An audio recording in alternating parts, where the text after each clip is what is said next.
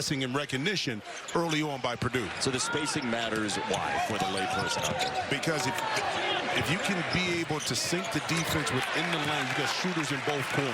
Now it's about picking the right target, putting it on time and on target so your shooter will make the defense pay for tapping inside the TKO.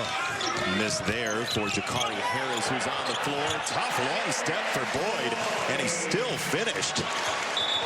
He got a little help in the back, and that leads to a whistle. Boyd says it's his ball. He's wrong. But the energy, I mean, he has been the leader of the band so far tonight for the crowd, at least.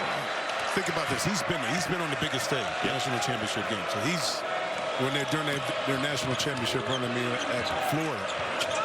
So it's one of those things where he understands the challenge of guarding Braden Smith and beautiful play execution at time to walk off dinner to nice little cigar place and, you know, crisp fresh air. 5 steps in, I was like, what am I doing? Yeah, if you saw a guy last night clinging to a 64-ounce thermos of tea, it was Jim Johnson. Down low, Jacobson off the pivot, and he rolls it in. They've had a 7-footer for 14 straight years at Purdue. He clears it by 4 inches, and Purdue within 1. Rapp sinks a 3. Austin Rapp, who was starting early in the year, the Aussie, buries his first bucket. Yeah, 0 for 3 against Milwaukee. Once again, one of those shots that you shoot with confidence, but you love to see it go in early and see if that can inspire Rapp a little bit more offensively. Look at that shot fake for Smith. We've seen it for years. He goes into the full Stretch Armstrong coil. And you know, defenders, you always say to yourself, don't go for it. Don't go for it. And you end up fighting for it. You can't help it, right? It's his instinct. Yeah, it's his instinct. But trying to get this mismatch inside to Rapp, but didn't get it. Blackwell probing, got the kick. It's Rapp again. That one's no good. Smith and Lawyer playing together. Such a sense of where one another is. There's a lob. Jacobson got crowded out by Rapp.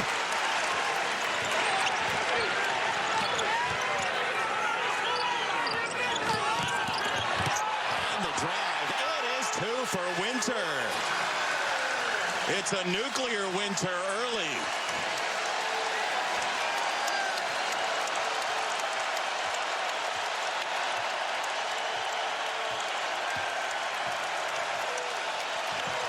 Kaufman ran with the slip on the lob. Big to big. Jacobson on Winter, and he's got 4. Jacobson draws Purdue within 2. And the Trey Kaufman ran a little pump fake to the corner.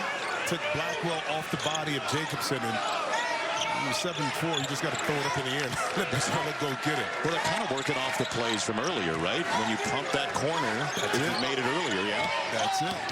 Good recognition there. 4 for 2. But that is the knowledge of the game you were talking about with Boyd. He's played in so many big college basketball games. Well, think about it. This Wisconsin team loves to shoot the 3, but right now they're dominating in the point. 14 of their 22 points have been inside the red painted area. Kaufman then takes a spill, and this springs out of bounds. It is not that I'm going to make it up to you, but that I did miss it. Jacobson the screen. Smith has 2 on him. Jack Benter had a big game last time out. There is Gicarri Harris on the miss, and the rebound collected by Rhodey. Tough play on the sideline by Kinziger in just his 3rd college basketball game. They're thinking about redshirting him. He's cold off the bench, saving a ball in front of the scorer's table. He's young, guys. He got legs that can go for days. He doesn't have to worry about getting warmed up. What do you mean? Out of bounds, 2 Wisconsin. The defense, and guess what happens? Now the defense is trying to look for that and take it away, and that's when the sprays out 3s begin to open up and be a little bit easier to get when you're attacking the paint. They have 16 points from 2, as that is probably not that necessary for Blackwell. Look, Purdue typically, to our friends at KenPom, who just added a stat to their site of distance on average of a 2-point field goal.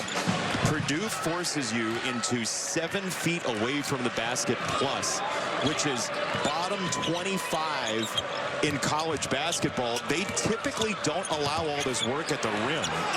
Harris bags a three off the find from Braden Smith. The patience that time of Smith to drag the defense in a little bit. And when you're playing with Smith, you just have to find the open areas. And Gicarri that time, right there at the top of the key, able to deliver. Rhodey weaved his way in there, and that is two for a three-point lead. Look, Greg Gard is trying to figure out his lineups. He's got Will Garlock, the freshman from Middleton, Wisconsin, out on the floor using a couple reserves and freshmen together. He got 11 guys he's going to play. And then, you know, normally you're talking about an 8 or 9 man rotation. Speaking of which, there's that pick and roll again. He's an open shot, and it pays to be 7 foot. Nothing within the program, because having that many in a number of years, in the last number of years, is just uncanny. Beautiful. Nice rotation by Rhodey. Taken away. It is going to be against Purdue, that whistle. Yeah. It's on Clough, who's not really been a part of this game as yet. Not yet. Not yet, but you know his imprint to be there, especially on the defensive end, protecting the paint. It's on Clough. Thought he had an easier shot, but excellent rotation on the baseline by Andrew Rhodey to kind of break that play up. Screen there from Rapp. They force Blackwell to give it up, and that pass ended up in Lake Mendota. Well, I tell you what, too. Think about this. Yeah. By not shooting a lot of threes, you don't, and you miss, you prevent yourself from having, what, long rebounds. That basically are the first pass to a fast break. So Purdue, really early on, by being attacked off the dribble, you're either taking it out of net or you're getting a nice rebound inside. You're not getting those breakout shots to get out and get some easier baskets. So excellent game planning early by the Badgers. And pair that with only 2 turnovers for Wisconsin. You're looking at no live ball turnovers, basically. Clough down low has been so efficient. That just spat out in the rebound for Wisconsin and Boyd. I think Winter had a little bit to do with that excellent hand in the foul right here in Black. Mom Jenny's like, do you have to? Do you have to do that all the time? Yeah, and Pops was like, yeah, he's out.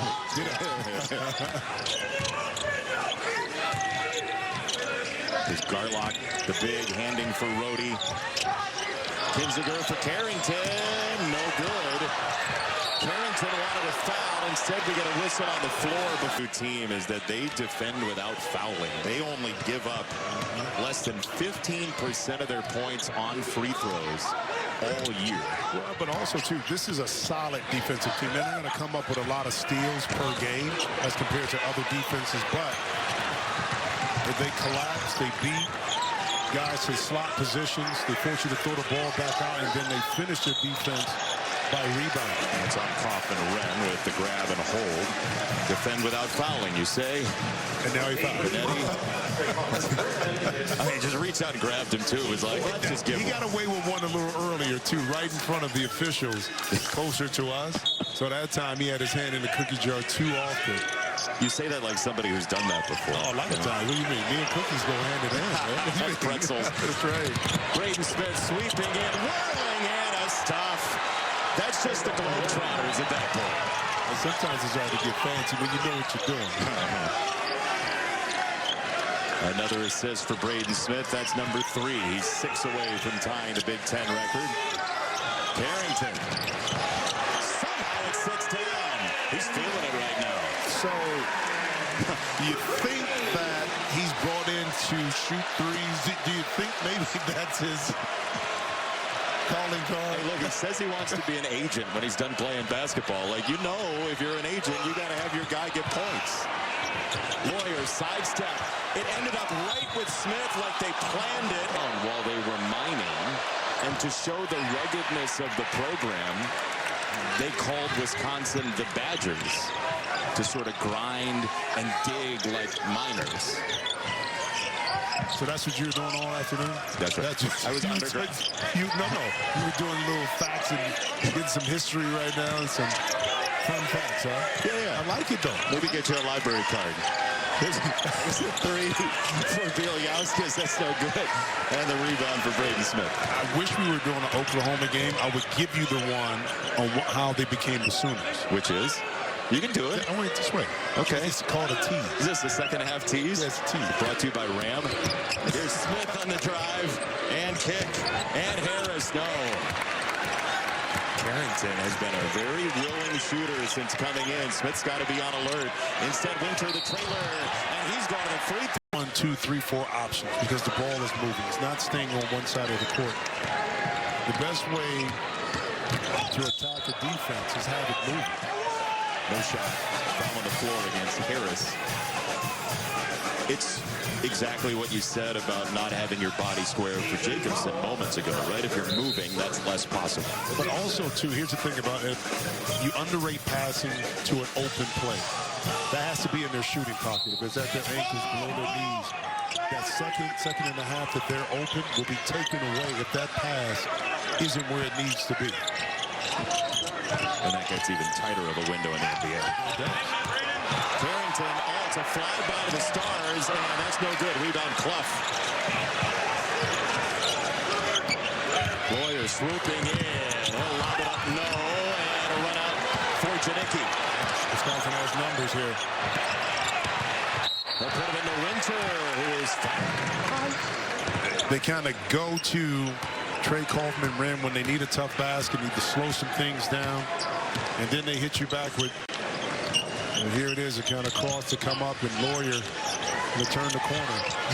That's it. And I mean, you can count on that. Action is Boyd has it denied by Kaufman-Wren. Smith on the find to the corner. Harris off the dribble. He got it. And there's a foul. Unlimited. You know, they talked about, okay, his size. Would he be able to fit in the Big Ten? The physicality. Does he have the quickness? But you can never underestimate a young man's heart and desire to be the best of what he can be. And we've seen it over and over again as Bieljauskas misses underneath. And here is Braden Smith with that hop step. He is one assist away from owning the Big Ten assist record on his own. Instead, Clough dancing down. Combination of excellent teammates over the years, but in the perfect system for his game has allowed him to flourish and accomplish something very special. And knowing that system better and better as the years go by, as that's tapped out off the miss from Kinziger. Blackwell had it poked away. Meyer got a hand in.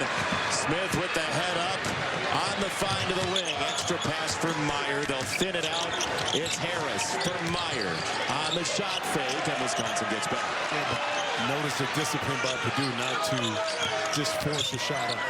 And now you end up with a little better shot. Yeah, force one later. But that was a good step back because he was uncontested. He just didn't use his legs on the shot. Winter the drop off. It's Blackwell. The miss. And there goes Braden Smith flying through the air.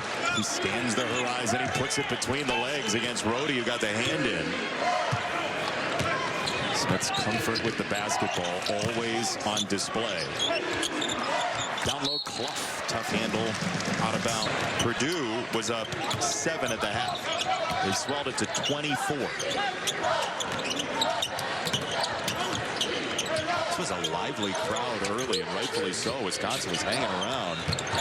And it lost a little bit the Badgers' momentum ending that first half.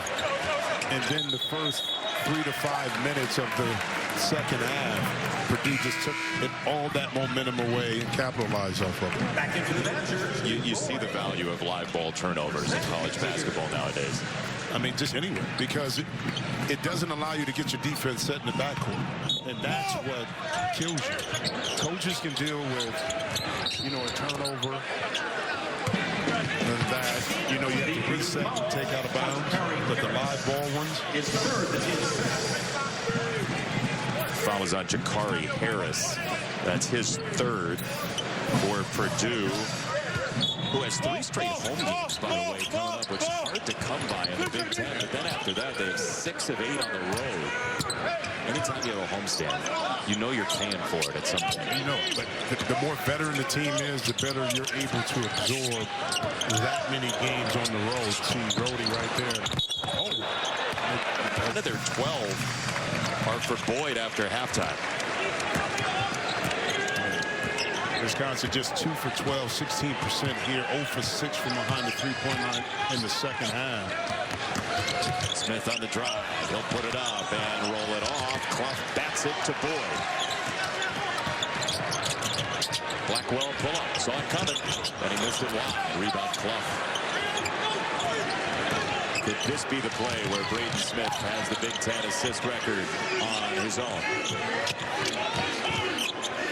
He has a chance to break Bobby Hurley's all-time record for assists. Benter step in, and he puts it through. That's some elite company. Bobby Hurley and I came out of high school together, in college together at the same time. And you talk about being compared to probably one of the best premier point guards to ever play the game in college basketball.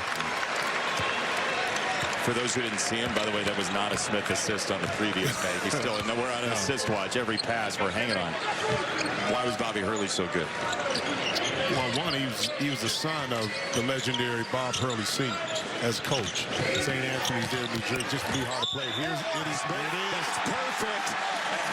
Magic Johnson, Steve Smith, Cassius. You go down the list, and at the top of the tier is a young man from Westfield, Indiana, named Braden Smith. The all-time leading scorer when he came out of Westfield, and the all-time assist leader in this storied conference. The Purdue fans were just chanting Braden Smith during the beginning part of this Wisconsin possession as Hayden Jones scores. He's talking about leaving an imprint. Well, you know, on your with your university, whatever happens this season, of course, his whole goal is to cap everything off with a national championship. And look at the slow motion pivot, and he somehow finds Clough. That looked like it was underwater, but every move mattered. Now he's just making it harder for some poor kid that's 12 years old right now to come break his own record.